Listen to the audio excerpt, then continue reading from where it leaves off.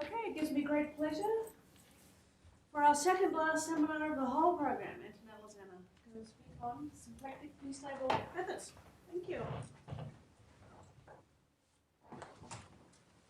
Yes, thank you for the invitation. So I'm going to talk about a class of methods which resemble a structure which is similar to the one of additive Runge-Kutta methods for which are symplectic for GEs.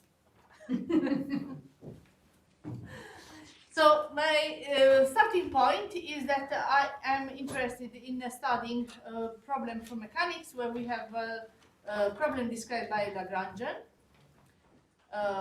which has a part which is the kinetic energy. I'm taking a very simple example here, but of course can be generalized.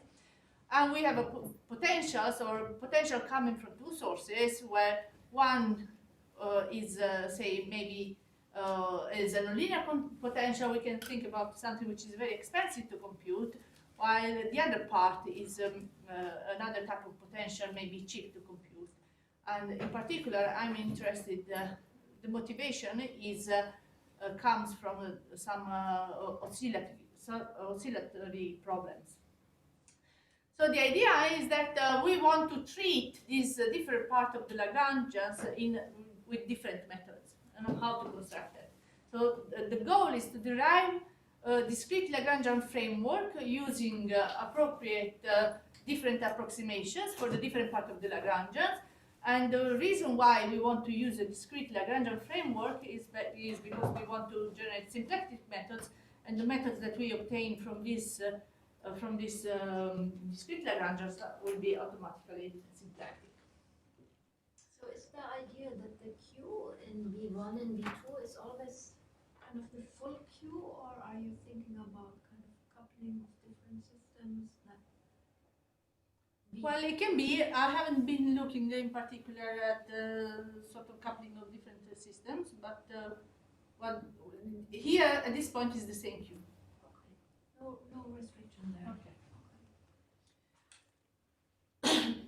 Okay, so this derivation from a discrete Lagrangian is not new. For instance, if we treat the whole Lagrangian with the same underlying numerical methods, we recover the symplectic partitioned Runge-Kutta methods. And this is well known. For instance, one can look in the geometric numerical integration book from Heirer, Rubik, and Banner. Or if you prefer sort of the Hamiltonian formalism, you can look at DOD form, where you have where prime is the sum, say, of two terms. And for this type of system, already in 1983, were proposed some additive Runge-Kutta methods, which treat the two different parts with the two different methods, but mostly would focus on implicit, explicit methods. Then there has been a generalization of these methods. In fact, these two classes are equivalent. It's just that this class somehow better emphasizes the connection between the methods, called the GARC method, Generalized Additive Runge-Kutta methods, in 2015. And also some treatment of this type of method has also been in the context of differential algebraic equation. In particular, Runge in 1998 proposed some super partitioned additive Runge-Kutta methods for the case of DAEs, and the common denominator of this is that the order analysis is sort of done by classical Runge-Kutta theory using order trees. Then there has been a lot of variational methods as well. For instance, just recently I became aware of some work on variational integrators of mixed order for dynamical system with multiple time scales and split potential. By Sina was visiting here, also Sigrid Lenindak was here during this semester. And in fact, we have realized that there are some connections. We are starting working on it, but the results are very premature, so that I don't have much to say about that in this talk. So what is my motivation? Well, some time ago I came across a paper on a method called the IMEX, implicit explicit methods, for highly oscillatory problem. This was originally proposed by Zhang and Skill in 1997 and was analyzed by Ariston and Ethan Grispun in 2009. And they realized that actually this method comes from can be written as from a variational can be derived from a variational formulation. And then there was some further analysis by McLaughlin and Stern where they showed that the method is unconditionally stable, so it has no step size restrictions, it has no resonances, and preserves slow energy exchange to leading order, and is uniformly accurate in the slow components. So I was looking at different ways to generalize the IMEX. I tried a couple of things and I got only second order, but what I was interested in was the construction of higher order methods using the variational approach. As I've said already before, the variational methods are automatically symplectic, and also in general, can some approach of this give us some methods that would be not natural to obtain from the classical Runge-Kutta algebraic theory. So what does in this setting mean uniformly accurate in the slow components? What kind of You have uniform bound on the error of the steps. in a Well, is uniformly second order. okay. Okay, I have to use this one. Huh. So the outline of this talk, I will start doing a review of this method of order 2, implicit, explicit, and then I'll show how to construct the discrete Lagrangian for a higher order, and then I will focus on a family which is a natural generalization of this IMEX, in my opinion, which is based on Lobatto methods and Gauss Legendre methods.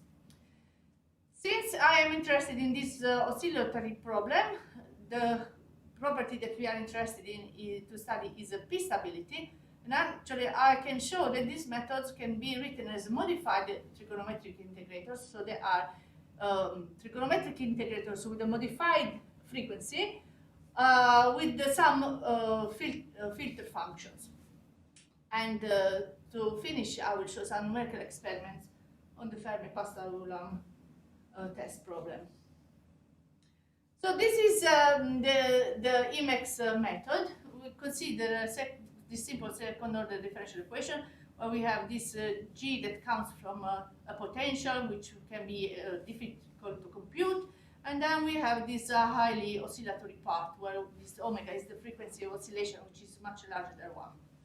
So if we apply the Sturmer-Verlet method to this problem, or the leapfrog method, which is the same as the Lobatto IIIA-IIIB symplectic pair, we obtain this method here, which is explicit. However, it requires a step size restriction because when we do the study of linear stability. And a simple modification of this method gives the IMEX method. Now the method is not any longer explicit, but it's only linearly implicit here, because there is this factor multiplied the Qn plus 1. And as you see, it requires the same type of evaluation of the expansive force V1. And this method then is unconditionally stable and doesn't require any step size restriction. So about this IMEX method. Well, we have our Lagrangian, and it approximates the discrete Lagrangian of the IMEX, which can be derived as a variational method, can be approximated where we use the trapezoidal rule, or which gives the Lobatto integration on the kinetic energy and the complicated potential, while it uses a midpoint rule on the fast oscillatory part. And the trapezoidal method itself would lead to the Sturmer-Verlet method, which is a Lobatto IIIA-IIIB pair, which is of order 2, but is not p-stable, and therefore it requires step size restriction. So this trick of treating this part of the method of the Lagrangian by a different method actually makes the method unconditionally stable. So this is the idea. Let's assume that we have our Lagrangian and we decompose it in two parts, where we have a part that we want to treat with the one method and a part that we want to treat with another method. So I will call the method that treats this part as a primary method, and I can base it on a classical Runge-Kutta method. And for this part, what I need is just that I need a secondary quadrature. So I need the quadrature nodes, the C tilde and the B tilde. So the things without the tilde, they will be related to the primary methods, and the things with the tilde will be related to the secondary method that I want to use for this part. Okay, but then I construct my discrete Lagrangian, approximating the integral with the primary quadrature that gives me the Runge-Kutta method here, and the other part with the secondary quadrature. But I have to somehow to compute this Q tilde. I don't want to introduce extra stages in the methods. So I assume that my Q tilde I can be written as in this form, as a Q0 plus H, and then we have some combination of the stages of the primary Runge-Kutta methods. And since in general I will use different nodes here, from here and here, so S1 is different from S2, this matrix that I get here, the A tilde, is a sort of connection matrix between one method and the other, and it's not necessarily square, it's usually rectangular. And I have somehow to find this coupling coefficients A tilde ij, and we'll see later how to do it. So how to construct the method? Well, the procedure is very similar to the one described for partitioned Runge-Kutta method. We construct the augmented Lagrangian, because in general these stages Q tilde I are not all linearly independent. So we put this condition here. Doing the variation with respect to lambda gives us the expression for the advancement of the methods. The Q tilde I are chosen to be the variable which are do the variation. So by variating with respect to the Q tilde I, we get this condition that are related to the Lagrange multiplier, and then the symplectic method is obtained using the discrete Euler-Lagrange equation, or if we like using the Legendre transformation for the P and the Q variable. So how does the method look like? In the simple cases that we have been looking at, the PI's are the partial derivatives of this discrete Lagrangian with respect to the Q dot I. Let's call F1 the force corresponding to the potential V1, and F2 the force corresponding to the potential V2. So eliminating the multipliers, we get this formula. So this is the advancement for the Q variables. The primary method is just a classical Runge-Kutta method. Then we have the secondary part here. This is the coupling part.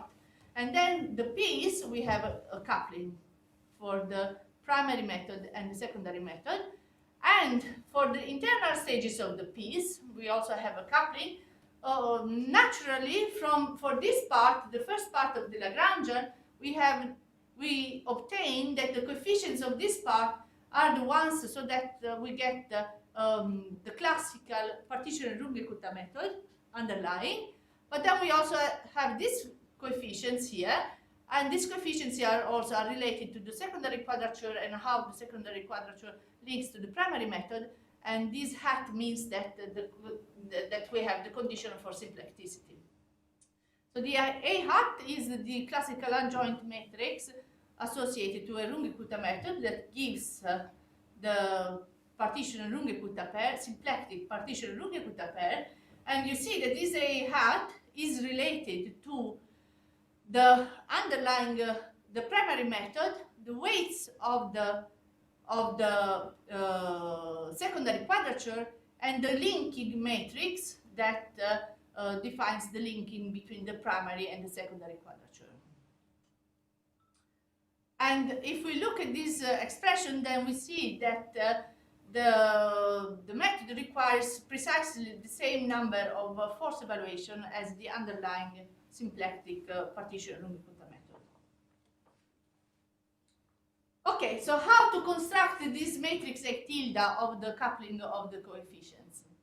Well, I give you two constructions for which only the nodes and the weights of the quadrature are necessary.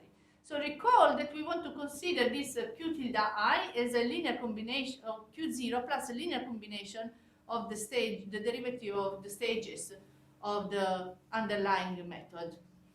So one way to do it, possibly do it, is this one. So let's consider the stages of the primary method, and I can construct an interpolating polynomial using the primary nodes. And then I compute this interpolating polynomial in the nodes of the secondary quadrature. And if I do that and substitute into the expression this polynomial computed in the C tilde I can compute my coefficients A tilde I that are a linear combination of the coefficients of the underlying Runge-Kutta method with some factors here. And if I introduce the matrix of the interpolating polynomials evaluated in the secondary stages, then I can write my A tilde as L of C tilde times A, where A is the matrix of the primary Runge-Kutta method. Another method is one similar to collocation. Okay, in this case now I interpolate the derivatives using the same the derivatives of the primary methods, and then I integrate to obtain this expression. And this is similar to the one of a Runge-Kutta method. I can put the sum outside, and we realize that now these coefficients are the integral between 0 and C tilde I of the Lagrange polynomial, exactly as we obtain when we do the usual collocation, except that these C tilde I are not the coefficients of the Lagrange interpolation here, but are the coefficients of the secondary method. And in fact, any combination of the above, of this type, also can be used. So one has at least one parameter infinite family of methods that satisfy, that can be constructed in this way. But now the question is, what order have these methods? So I'm going to focus now basically only on this Lobatto methods and Gauss-Legendre methods, so of the same order. So for instance, if I use Lobatto with the 3 nodes, the order of this method is 4. I will use a Gauss-Legendre with 2 nodes and order 4. It's a natural choice. If I use 4 nodes for Lobatto, then I have order 6, and I will use 3 nodes for Gauss-Legendre, which has order 6. But then I'm also constructing these coupling coefficients, and even if the underlying methods have the same order, what about the composite method? It's not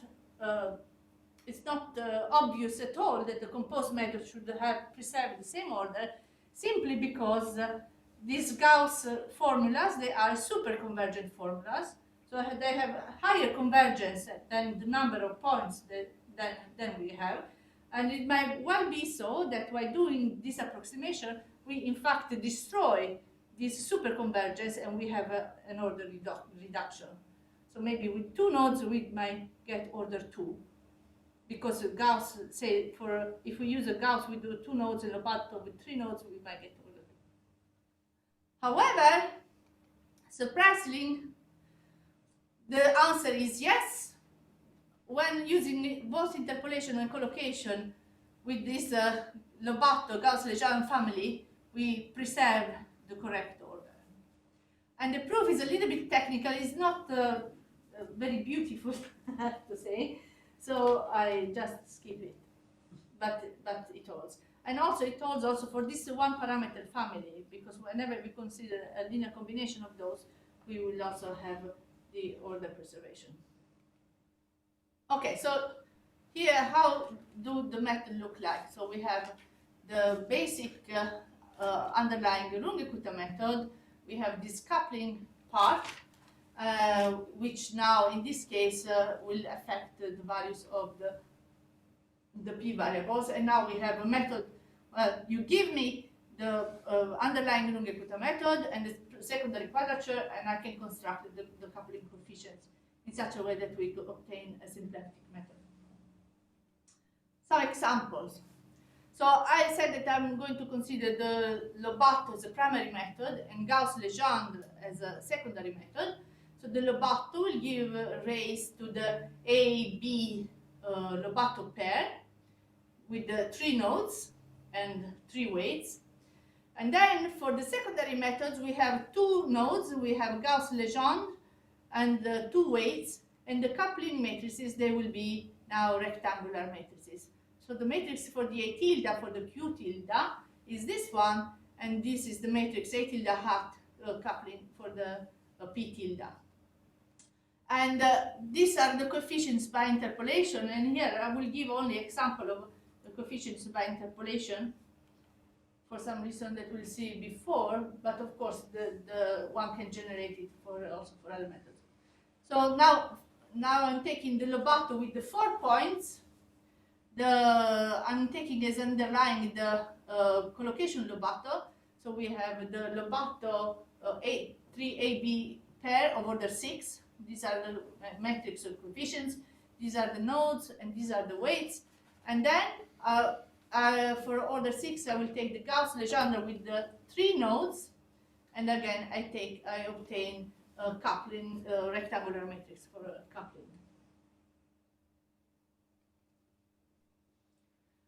Okay, p stability. So what is p stability? P stability is a desirable property when one is interested in application of a numerical method to highly oscillatory system.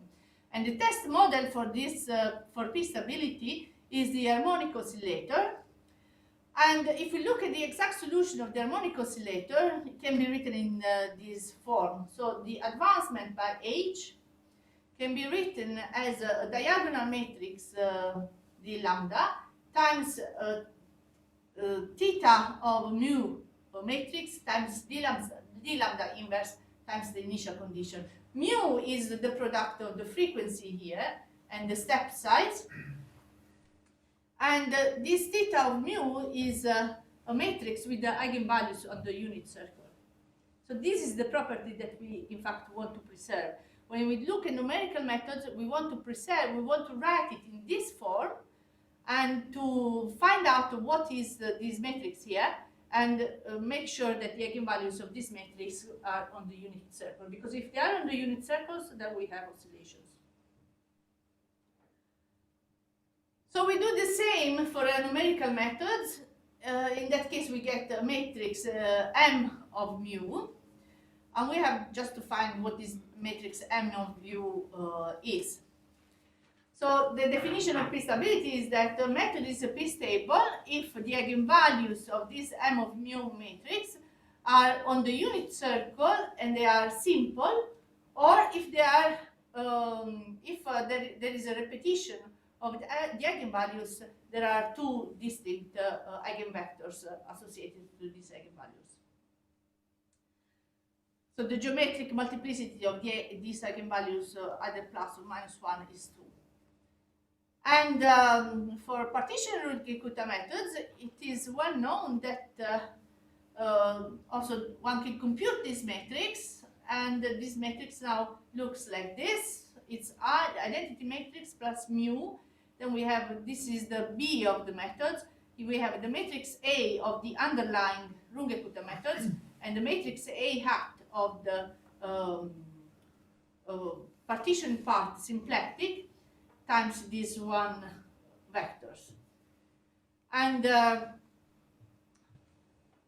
one can compute also for this class of methods that we have. Now here this partitioning is squared because everything is squared here. But in this case, for the methods that I'm proposing, the partitioning is not exactly the same. So here we have the matrix A tilde, here we have the matrix A tilde hat, so that we get a partitioning symplectic of the methods. Here we have the coefficients of the underlying methods, and here we have the coefficients of the secondary methods. And also, oops, sorry. Also look at this, here we have a vector ones with the S2 stages as the secondary methods, and this is the primary methods. Now, since the methods are automatically symplectic, the determinant of this matrix will be automatically equal to 1. This is a consequence of symplecticity. So in order to have eigenvalues on the unit circle, it's sufficient to require that 1/2 of the sum of the diagonal elements in absolute value is less equal than 1, because this will guarantee that we get complex and conjugated eigenvalues. The determinant for the eigenvalues under the discriminant is less than 0. And then, since the product of the eigenvalues must be 1, they must be complex and conjugate and be on the unit circle.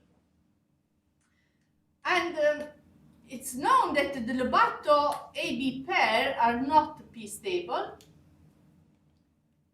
However, with these new methods, it is possible to obtain p-stable methods. So here I plotted the trace of the matrix M for the combination of the Lobatto and the Gauss Legendre.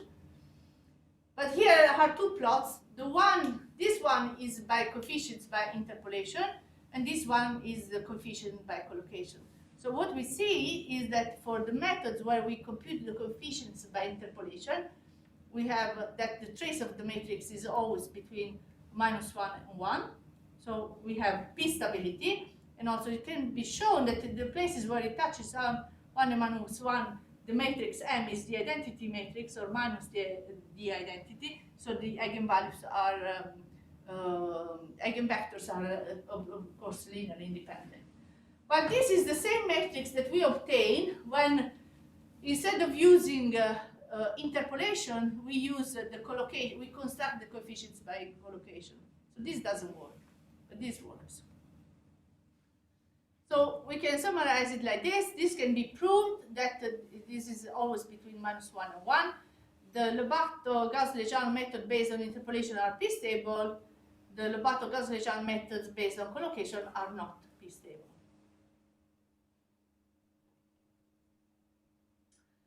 So p-stability basically means that the method is behaving like an oscillator.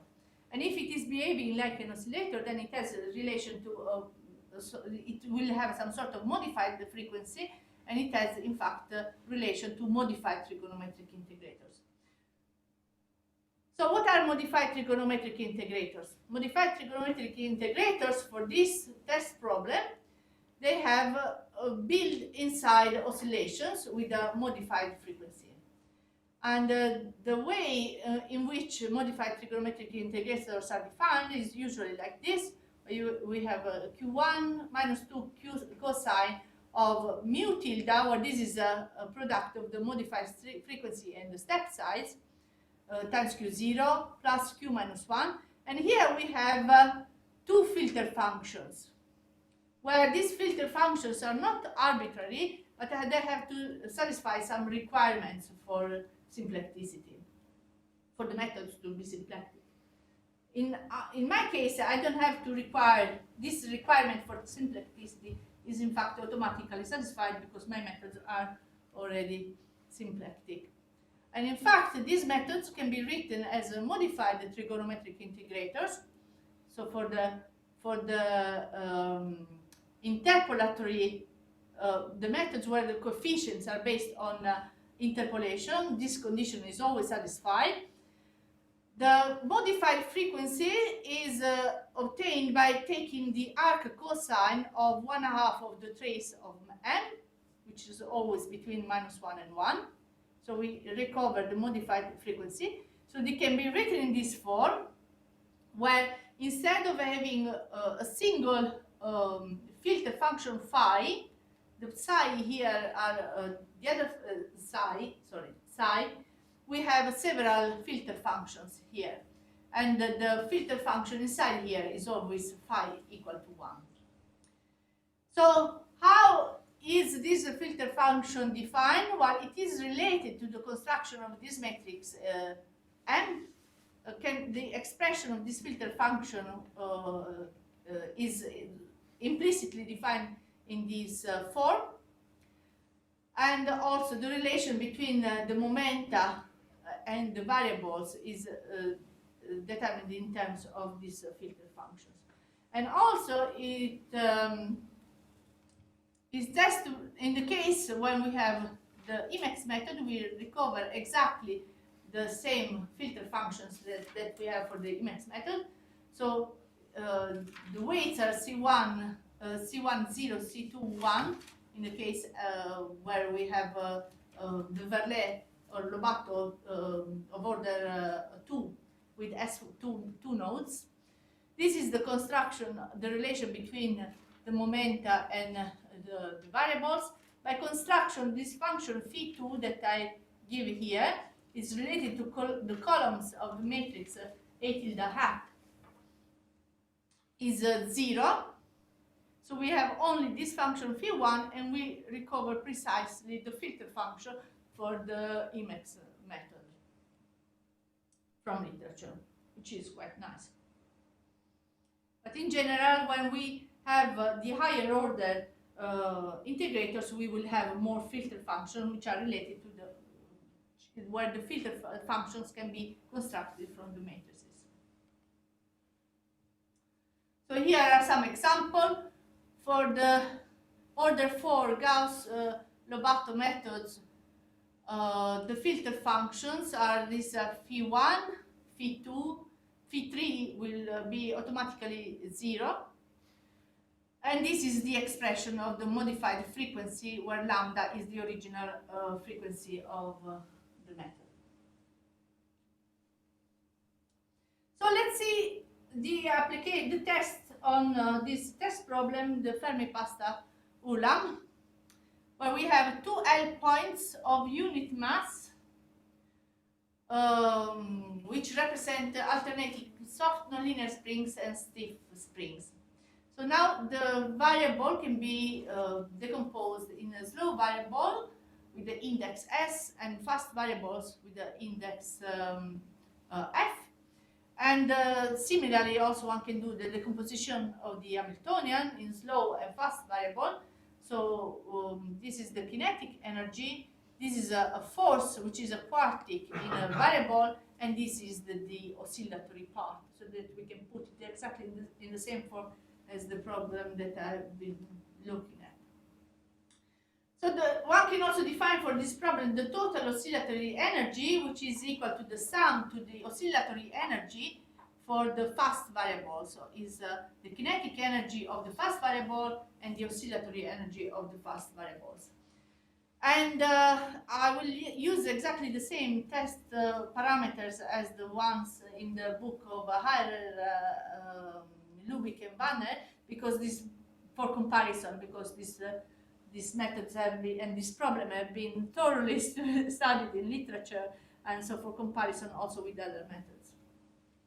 I'm not giving very much comparison with the other methods. You can find this in papers and other things. So I'm using exactly the same initial condition and the same number L equal to 3. So what are interesting things to look at is the preservation of the total energy. Here in this problem there is an energy exchange between the fast springs and between the fast springs and the total oscillatory energy, and then ultimately the accuracy in the slow components. And here is a comparison now. Now I'm considering only these p-stable methods based on collocation, so on interpolation, sorry. Noob error, just say the words, the wrong thing and then correct afterwards, so nobody will recall it. Which one is which?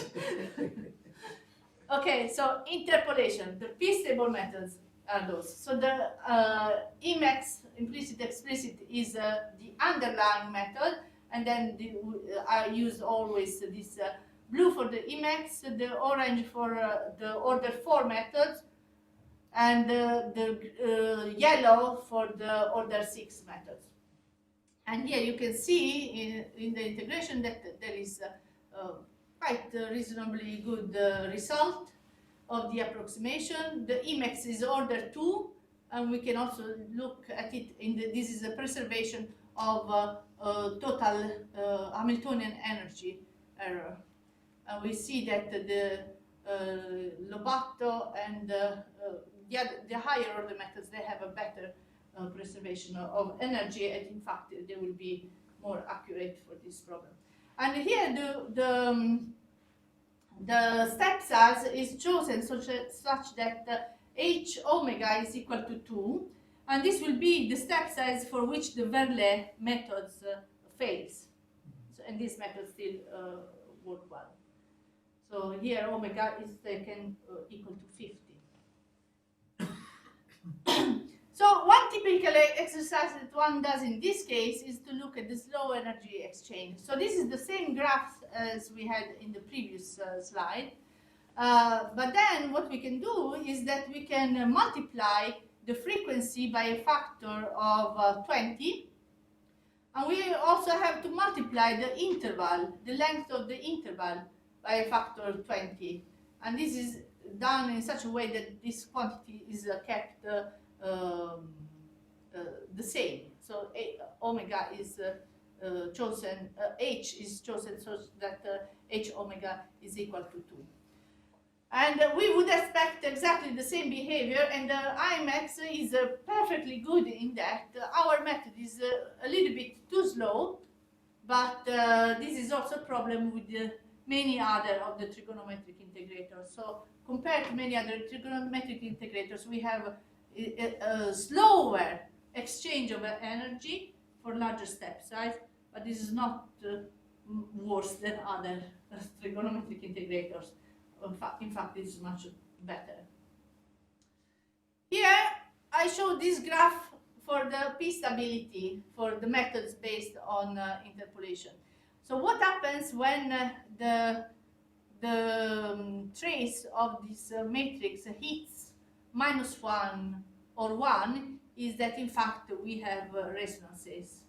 And this can be seen also here. We see that the implicit midpoint doesn't never touches the graph, only asymptotically. So if we look at the Hamiltonian error as a function such that omega h divided by p ranges between 0 and 4.5, we have a nice behavior. But here, if we scale, here this is just h omega tilde, but if we scale it in such a way that we divide it by pi, this point corresponds to this point here, and the width of the flatness of the curve is also related to the width of these spikes in the resonances. So we see that the Lobatto of order 4, Gauss-Legendre of order 4 has one single resonance, while the Lobatto of order 6 has the 2 resonances corresponding to these 2 points.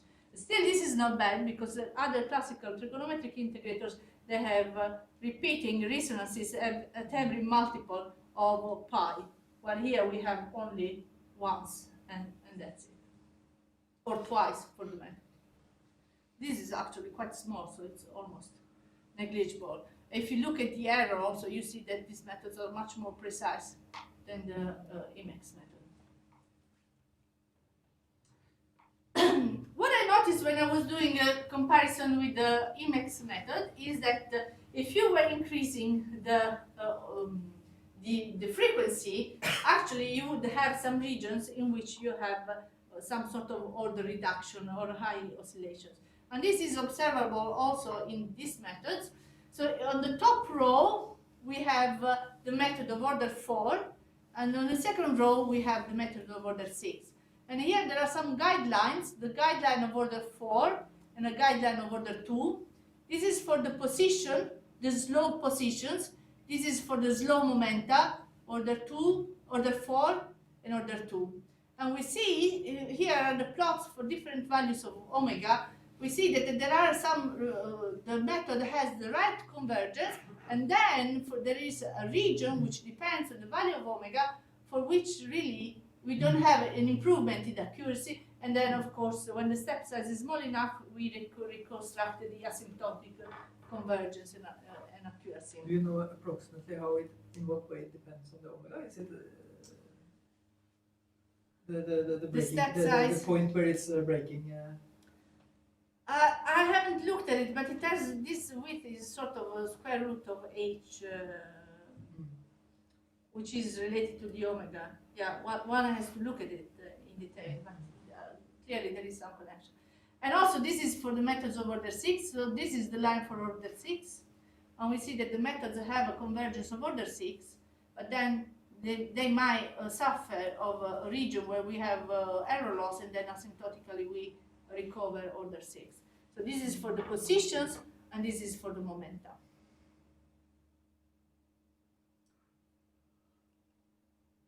And of course, one can also construct higher order methods by doing some sort of taking the basic order 2 method and composing as a composition method with Yoshida. So here, quite surprisingly, so the Yoshida of the same order is with the same, is in dashed lines with the same colors for the different frequencies. And here is the momenta, and this is the position. So what we see is that here the position, for the position, it behaves in a manner which is very similar to the corresponding order 4 methods. So this is Yoshida order 4. It has a slightly, it has a bigger error. For the moment, for the position, somehow there is something quite strange. It behaves better. So instead of becoming, say, having a line of order 2 here, we get a line of order 3.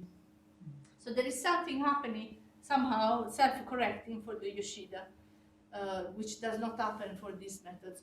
And this is for the order 6 method. Again, compare the order 6 Gauss, Lobatto, Gauss, Legendre with the order 6 Yoshida composition based on the implicit explicit method, on the basic method, the order 2 method. And we observe the same thing, is that we observe a similar behavior for the momenta, a slightly better, oops, thick thumb. A slightly better behavior for the positions. But still, maybe what I wanted to point out is that the region we are interested in is in the region of the large step size. Because we want to use as large a step size as possible, we are not interested in solving this to convergence to machine accuracy. So in this region, it is quite clear that this higher order method based on this composition have a much better error than the corresponding Yoshida method. So, to conclude, I presented a higher order generalization of this IMEX method, derived using a variational approach for a Lagrangian, which is a sum of 2 terms. I presented this Lobatto Gauss Legendre family based where the nodes are derived on interpolation, which are symplectic, they are p-stable, and can also be interpreted as modified trigonometric integrators. For this Fermi-Pasta-Ulam problem, the methods are computationally competitive with the Yoshida compositions, especially when looking at a larger step size. And in fact, this framework includes generalization to the differential algebraic equation. In fact, some of the methods that Lagrangian derived as spark methods are very similar to the, well, are the same as methods by collocation, where, but he considers the Gauss-Legendre as a primary and Lobatto as a secondary. But if I do the construction using this, I get exactly the same method. The point is that for differential algebraic equation, you want the constraint to be obeyed on the endpoint of the interval, so on the Lobatto points. And that's why you have to use the methods in the inverse order. But if you construct the coefficient in this manner by collocation, you obtain precisely the same methods. Well, there is an obvious relation with this GARC method, generalized additive Runge-Kutta methods, or in particular the partitioned GARC method for symplectic, for Hamiltonian problem and symplectic problems. And in general, it looks like by allowing the combination of different coefficients, it's possible to achieve more favorable properties which could not be achieved with the single Runge-Kutta methods. So this is quite a work in progress. I cannot say much more than this general impression. So I stop here and thank you for your attention. Thank you. Very, very nice talk. Any questions or comments? Can you go back to slide number 33, the last figure that you had?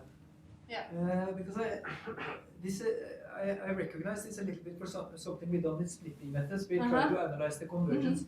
But is it true that when you get past this flat area, to the right of this flat area, that all of that eventually the error becomes independent of the stiffness or the omega? It looks like that on the picture, doesn't it? Yeah. Is that something you are able to prove, or is it? The error becomes independent here. See, when you are left of the flat area, they are parallel lines in a sense, right? More or less parallel lines. Well, they are all order 4. This is yeah. The order is that, but if you look at the there's a difference depending on the omega. But it looks to me in the right part when it regains the order, it seems that they all converge to the same line, or is that so? Or? They all converge to the same. They are independent of omega. Independent of omega. Because the lines all. Oh, that's there, for yeah. example. That's the right side. That's large step size. Yeah. For the larger step size. They look like the lines on So it doesn't seem to be depending on the omega. That's something we also observed in the splitting case. So it's maybe there's some connection. To this. And also another question is, if I may, is it?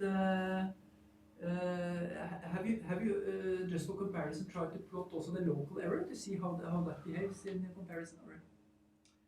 I compared the local error, but just to check that the methods had the right error.